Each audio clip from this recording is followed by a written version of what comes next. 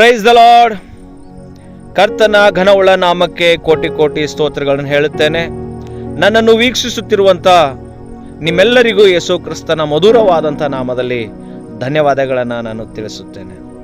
ಯೇಸು ಕ್ರಿಸ್ತರು ಅನೇಕ ಬೋಧನೆಗಳನ್ನು ಮಾಡಿದ್ದಾರೆ.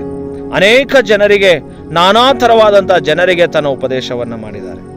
ಆ ಉಪದೇಶಗಳಲ್ಲಿ ಯೇಸು ಕ್ರಿಸ್ತರು ಉದಾಹರಣೆ ಇಲ್ಲದೆ ಏನನ್ನೂ ಹೇಳಲಿಲ್ಲ ಎಂಬುದಾಗಿಯೂ ಸಹ ನಾವು ನೋಡ್ತೇವೆ.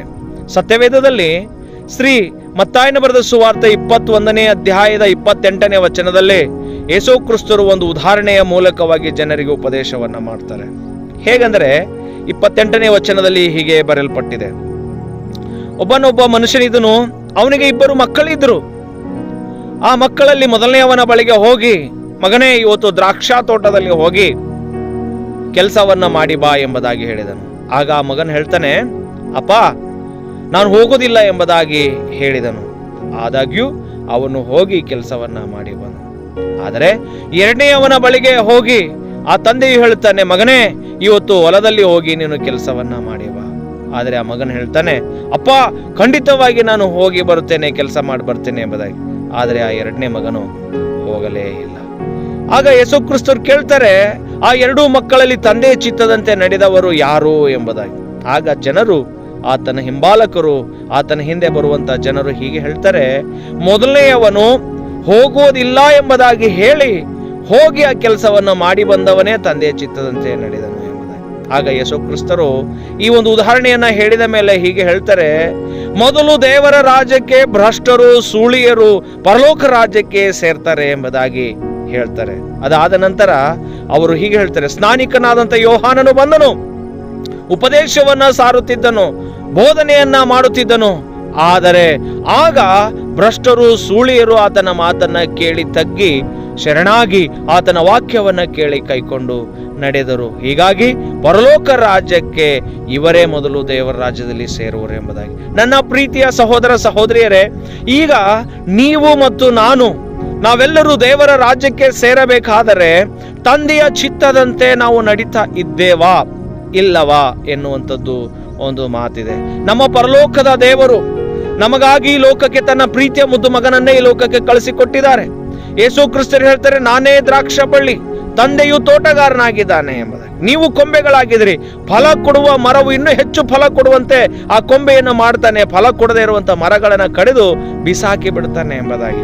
ಇವತ್ತು ಈ ಉದಾಹರಣೆ ಮೂಲಕವಾಗಿ ತೋಟದಲ್ಲಿ ಕೆಲಸ ಮಾಡುವುದಕ್ಕೆ ಹೋಗು ಎಂಬುದಾಗಿ ಹೇಳಿದ ತಂದೆ ಇದನ್ನ ಹೇಳ್ತಾರೆ ಅಂದ್ರೆ, ಈ ಲೋಕ ಒಂದು ತೋಟ ಆಗಿದೆ, ಈ ಪ್ರಪಂಚ ಒಂದು ದ್ರಾಕ್ಷೆ ತೋಟವಾಗಿದೆ, ಈ ದ್ರಾಕ್ಷಾ ತೋಟದಲ್ಲಿ ಹೋಗಿ ನೀವು ಕೆಲಸ ಮಾಡ್ರಿ ಎಂಬುದಾಗಿ ಯೇಸು ಕ್ರಿಸ್ತನ ಬೋಧನೆಯಾಗಿದೆ. ಪ್ರಿಯರೇ, ಈ ದ್ರಾಕ್ಷಾ ತೋಟ ಎಂಬುದಾಗಿ ಹೇಳಿದಾಗ, ಆ ತೋಟ ಎಂಬುದಾಗಿ ಹೇಳುವಾಗ ಈ ಲೋಕವಾಗಿದೆ, ಅಲ್ಲಿರುವಂತ ದ್ರಾಕ್ಷಾ ಬಳ್ಳಿ ಅಥವಾ ಮರಗಳು ಇರುವಂತದ್ದು ಈ ಜನರಾಗಿದ್ದಾರೆ. ಈ ಜನರು ಫಲ ಕೊಡುವುದಾದರೆ ಅಂದ್ರೆ ಯೇಸು ಕ್ರಿಸ್ತನ ವಾಕ್ಯಗಳನ್ನ, ಆತನ ತತ್ವಗಳನ್ನ, ಆತನು ಸಾರಿದ ಉಪದೇಶವನ್ನ, ಪರರನ್ನ ಪ್ರೀತಿಸಿರಿ, ಒಬ್ಬರ ಪ್ರೀತಿಸಿರಿ, ಹೊಟ್ಟೆ ಕಿಚ್ಚು ಪಡಬೇಡಿರಿ, ಮೋಸ ಮಾಡಬೇಡಿರಿ ಎಂಬುದಾಗಿ ಹೇಳಿರುವಂತ ಆಜ್ಞೆಗಳನ್ನ ಯಾರ್ಯಾರು ಕೈಕೊಂಡು ನಡೀತಾರೋ ಇವರು ಫಲ ಕೊಡುವಂತವರಾಗಿದ್ದಾರೆ. ಮತ್ತು ತಮ್ಮ ಪಾಪಗಳನ್ನು ಒಪ್ಪಿಕೊಂಡು ಅರಿಕೆ ಮಾಡಿಕೊಂಡು ತನ್ನ ತಪ್ಪುಗಳನ್ನ ಬಿಟ್ಟು ನೀತಿವಂತರಾಗಿ ಜೀವಿಸ್ತೇನೆ ಎಂಬುದಾಗಿ ಮನಸ್ಸು ಮಾಡಿ ಆ ನೀತಿವಂತಿಕೆಯಲ್ಲಿ ಜೀವಿಸುವವರು ನಿತ್ಯ ಜೀವಕ್ಕೆ ಫಲ ಕೊಡುವವರಾಗಿದ್ದಾರೆ. ಇವತ್ತು ದ್ರಾಕ್ಷಾ ತೋಟ ಅನ್ನುವಂಥ ತೋಟದಲ್ಲಿ ಕೆಲಸ ಮಾಡುವಂತ ನನ್ನ ಸೇವಕರು, ಅನೇಕ ನನ್ನ ಜೊತೆ ಸೇವಕರು ಕೆಲಸವನ್ನು ಮಾಡ್ತಾ ಇದ್ದಾರೆ, ಕೆಲವರು ಕೆಲಸವನ್ನು ಮಾಡ್ತಾ ಇಲ್ಲ. ಆದರೆ ಆ ಕೆಲಸವನ್ನ ಮಾಡುವುದಕ್ಕೆ ಬಂದಂತ ಸೇವಕನು ನಿನ್ನ ಮನೆಗೆ ಬಂದು ಉಪದೇಶವನ್ನ ಮಾಡುವಾಗ ಆ ವಾಕ್ಯವನ್ನು ದೇವರೇ ಮಾತನಾಡುವಂತವರಾಗಿದ್ದಾರೆ. ಯಾಕಂದ್ರೆ ಲೂಕನು ಬರೆದ ಸುವಾರ್ತೆ ಅದರಲ್ಲಿ 10ನೇ ಅಧ್ಯಾಯದ 16ನೇ ವಚನದಲ್ಲಿ ಹೀಗೆ ಹೇಳುತ್ತದೆ, ನಿಮ್ಮ ಮಾತನ್ನು ಕೇಳುವವನು ನನ್ನ ಮಾತನ್ನು ಕೇಳುವವನಾಗಿದ್ದಾನೆ, ನಿಮ್ಮನ್ನು ಅಲಕ್ಷ್ಯ ಮಾಡುವವನು ನನ್ನನ್ನು ಅಲಕ್ಷ್ಯ ಮಾಡುವವನಾಗಿದ್ದಾನೆ, ನಿಮ್ಮನ್ನು ಗೌರವಿಸುವವನು ನನ್ನನ್ನು ಗೌರವಿಸುವವನಾಗಿದ್ದಾನೆ ಎಂಬುದಾಗಿ ಯೇಸು ಕ್ರಿಸ್ತರು ಹೇಳ್ತಾರೆ. ಪ್ರಿಯರೇ, ನಿಮ್ಮ ಫ್ಯಾಮಿಲಿಯ ಸೇವಕ ಅಥವಾ ನಿಮ್ಮ ಕುಟುಂಬದ ಸೇವಕ ಅಥವಾ ನಿಮ್ಮ ಆತ್ಮೀಕ ತಂದೆ ನಿಮ್ಮ ಮನೆಗೆ ಬಂದು ಉಪದೇಶವನ್ನ ಮಾಡುವಾಗ ಆ ಮಾತುಗಳನ್ನು ಎಷ್ಟರ ಮಟ್ಟಿಗೆ ನೀವು ಕೇಳ್ತಿದ್ದೀರಿ? ಅಥವಾ ನನಗೆ ಇಷ್ಟು ದೇವರು ಕುಟುಂಬಗಳನ್ನು ಕೊಟ್ಟಿದ್ದಾನೆ, ನನಗಿಷ್ಟು ಹಳ್ಳಿಗಳನ್ನು ಕೊಟ್ಟಿದ್ದಾನೆ, ಈ ಹಳ್ಳಿಗಳಲ್ಲಿ ನಾನು ಸೇವೆ ಮಾಡ್ತಾ ಇದ್ದೇನೆ, ಈ ಆತ್ಮಗಳ ಬಗ್ಗೆ ನಾನು ದೇವರಿಗೆ ಲೆಕ್ಕ ಕೊಡಬೇಕಾಗಿದೆ, ಇವರಿಗೆ ನ್ಯಾಯ, ನೀತಿ, ಪ್ರೀತಿ, ವಿಶ್ವಾಸಗಳು ಕುರಿತಾಗಿ ನಾನು ಉಪದೇಶ ಮಾಡಬೇಕೆಂಬುದಾಗಿ ಸೇವಕನು ತವಕಪಟ್ಟು ಆ ಜನರಿಗೋಸ್ಕರ ಅವರಿಗೋಸ್ಕರ ಪಶ್ಚಾತ್ತಾಪ ಪಟ್ಟು ಕಣ್ಣೀರನ್ನು ಸುರಿಸಿ ಉಪದೇಶವನ್ನು ಮಾಡುವಾಗ ಸರಳ ಹೃದಯದಿಂದ ನನ್ನ ಪ್ರೀತಿಯ ಸಹೋದರ ಸಹೋದರಿಯರೇ, ನಾವು ಎಷ್ಟರ ಮಟ್ಟಿಗೆ ಕೈಕೊಂಡು ನಡೀತಾ ಇದ್ದೀವಿ, ಕೇಳಿಕೊಂಡು ನಡೀತಾ ಇದ್ದೀವಿ. ಯೇಸು ಸ್ವಾಮಿ ಹೇಳ್ತಾರೆ, ಮೋಸ ಮಾಡಬೇಡ್ರಿ, ಪರರ ಮನಸ್ಸನ್ನ ನೋಯಿಸಬೇಡಿರಿ ಎಂಬುದಾಗಿ ಹೇಳ್ತಾರೆ. ನಿಮ್ಮ ಸೇವಕರು ನಿಮ್ಮ ಮನೆಗೆ ಬಂದು ನಿಮ್ಮನ್ನು ಹೇಳುವಾಗ ಅಪ್ಪನ ಮನಸ್ಸನ್ನು ನೋಯಿಸಬೇಡ ಮಗನೇ, ಅಮ್ಮನ ಮನಸ್ಸನ್ನ ನೋಯಿಸಬೇಡ ಮಗಳೇ, ಅಣ್ಣ ತಮ್ಮಂದರಿಗೆ ದುಃಖವನ್ನ ಬರುವ ರೀತಿಯಲ್ಲಿ ನೀನು ಮಾತನಾಡಬೇಡ ಮಗನೇ ಎಂಬುದಾಗಿ ಹೇಳುವಾಗ ನೀನು ಆ ದಾಸನ ಮಾತನ್ನ, ಆ ಸೇವಕನ ಮಾತನ್ನ ನನ್ನ ಸಹೋದರ ಸಹೋದರಿ ಕೇಳ್ತಾ ಇದ್ದೀರಾ? ಹಾಗಾದರೆ ಇವತ್ತು ನನ್ನ ಮಾತುಗಳ ಮೂಲಕವಾಗಿ ಭಕ್ತಿ ವೃದ್ಧಿ ಆಗಲಿ, ನಿಮ್ಮ ಮಾತುಗಳ ಮೂಲಕವಾಗಿ ಭಕ್ತಿ ವೃದ್ಧಿ ಆಗಲಿ, ಇನ್ನೊಬ್ಬರಿಗೆ ಪರಲೋಕ ರಾಜ್ಯಕ್ಕೆ ನಡೆಸುವಂತ ನಿಮ್ಮ ಮಾತುಗಳಾಗಲಿ, ಭಕ್ತಿ ವೃದ್ಧಿ ಆಗುವಂತ ಮಾತುಗಳನ್ನ ನಾನು ನೀನು ಆಡೋಣ ಪ್ರಿಯರೇ. ಈ ಒಂದು ಸಮಯದಲ್ಲಿ ಕರ್ತನು ನಮಗೆ ಮಾತನಾಡ್ತಾ ಇದ್ದಾನೆ. ತಂದೆಗೆ 2 ಮಕ್ಕಳಿದ್ರು, ಒಬ್ಬನು ಹೋಗೋದಿಲ್ಲ, ಕೆಲಸಕ್ಕೆ ಹೋಗೋದಿಲ್ಲ ಎಂಬುದಾಗಿ ಹೇಳಿ ಕೆಲಸ ಮಾಡಿದನು. ಆದರೆ ಇನ್ನೊಬ್ಬನು ಹೋಗುತ್ತೇನೆ ಎಂಬುದಾಗಿ ಹೇಳಿ ಆತನು ಕೆಲಸಕ್ಕೆ ಹೋಗಲೇ ಇಲ್ಲ. ಇವೆರಡರ ಮಧ್ಯದಲ್ಲಿ ಯಾವ ಮಗನಂತೆ ನೀವು ಮತ್ತು ನಾನು ಇದ್ದೇನೆ. ಆ ತಂದೆಯ ಮಾತನ್ನ ಕೇಳಿ ಕೈಕೊಂಡು ನಡೆಯುವುದಕ್ಕೆ ನಾವು ಶಕ್ತರಾಗಿದ್ದೀವ?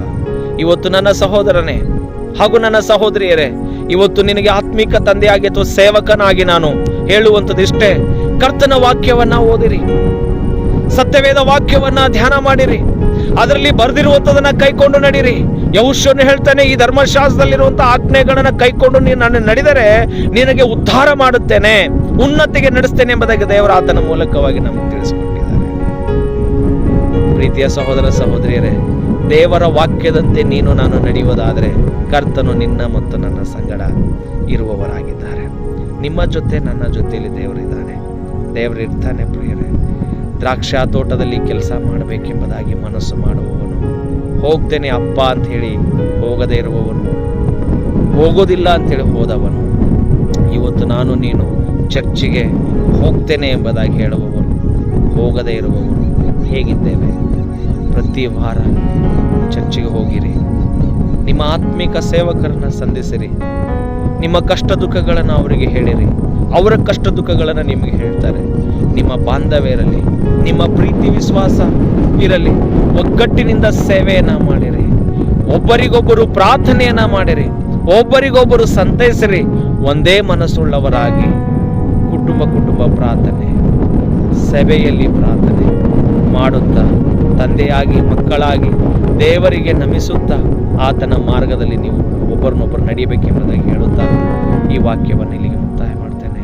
ಧನ್ಯವಾದಗಳು. Praise the lord.